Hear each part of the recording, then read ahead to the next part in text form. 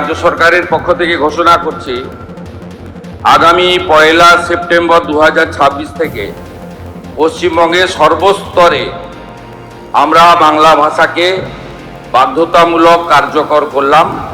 আমাদের সরকারের পক্ষ থেকে বিগত সরকার 2011 সালে আসার পরে 21শে জুলাই কমিটি করেছিল, 21শে July commission, retired justice Sushanta চ্যাটার্জির নেতৃত্বে।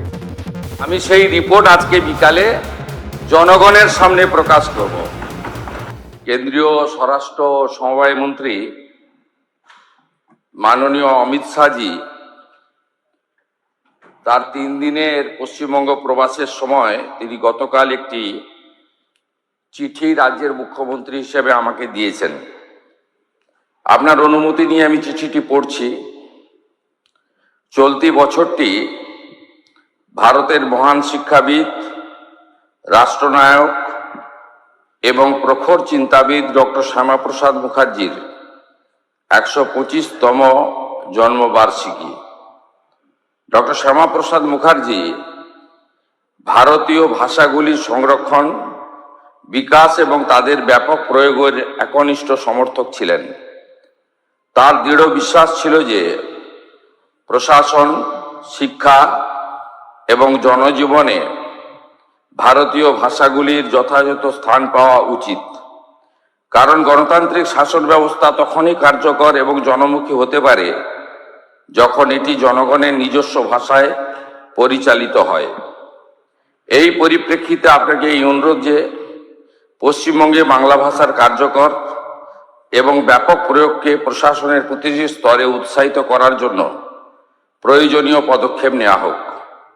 বিশেষত এটা নিশ্চিত করা আবশ্যক যে ভূমি ও ভূমি সংস্কার কার্যালয় থেকে শুরু করে মুখ্যমন্ত্রীর কার্যালয় পর্যন্ত প্রশাসনের প্রত্যেকটি স্তরে ফাইল পরিচালনা, টিকা অর্থাৎ নোটিং, দাপ্তরিক চিঠিপত্র এবং সরকারি আদেশগুলি বাংলা ভাষায় করা হবে। এছাড়াও নাগরিক পরিষেবা, ডিজিটাল প্রশাসন ব্যবস্থা, আবেদনপত্রের নমুনা, শংসাপত্র, পোর্টাল, ওয়েবসাইট, মোবাইল অ্যাপ, প্রশিক্ষণ সামগ্রী, সার্বজনীন সূচক, সংবাদ বিজ্ঞপ্তি, অন্যান্য সমস্ত সরকারি যোগাযোগের মাধ্যমেও বাংলার প্রয়োগকে অগ্রাধিকার দেওয়া উচিত। পুলিশ এবং আইন শৃঙ্খলা সংক্রান্ত নাগরিক পরিষেবাগুলিতেও যেমন প্রথম তথ্য বিবরণী, এফআইআর, অভিযোগ নথিভুক্তকরণ, নাগরিক তথ্য এবং সুরক্ষা ও জনসচেতনতামূলক বার্তাতেও বাংলার ব্যাপক ব্যবহার প্রশাসন ও জনগণের মধ্যে বিশ্বাস, সুবিধা এবং অংশগ্রহণকে অধিক সুদৃঢ় করবে। এছাড়াও ভারত সরকারের সঙ্গে দাপ্তরিক চিঠিপত্রের ক্ষেত্রে বিদেশি ভাষার পরিবর্তে বাংলায় এবং রাজভাষা হিন্দির প্রয়োগ করা যেতে পারে।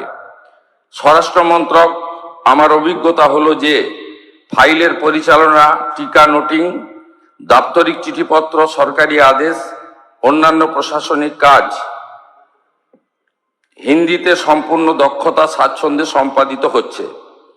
এই অভিজ্ঞতা ভারতীয় ভাষায় সুশাসন এর সম্ভাবনাকে আরও সুদৃঢ় করে।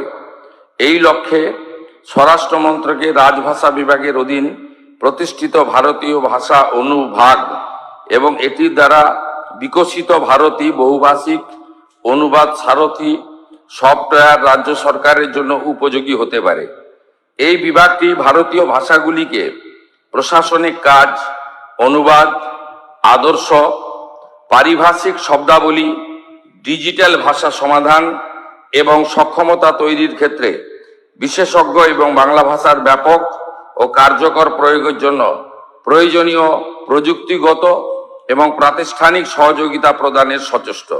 আমি বিশ্বাস করি যে ডক্টর শ্যামাপ্রসাদ মুখার্জির 125তম জন্মবার্ষিকীর এই বিশেষ উপলক্ষে আপনার সরকার ভারতীয় ভাষাগুলির বিকাশ এবং প্রশাসনে এগুলির ব্যাপক ব্যবহারের জন্য কার্যকর পদক্ষেপ নেবে। এটি কেবল সুশাসন শক্তিশালী করবে নয়, বরং ভারতের ভাষাগত সাংস্কৃতিক ঐতিহ্যকে শক্তিশালী করার দিকেও একটি গুরুত্বপূর্ণ অবদান রাখবে। শুভেচ্ছা সহ আপনার অমিত শাহ।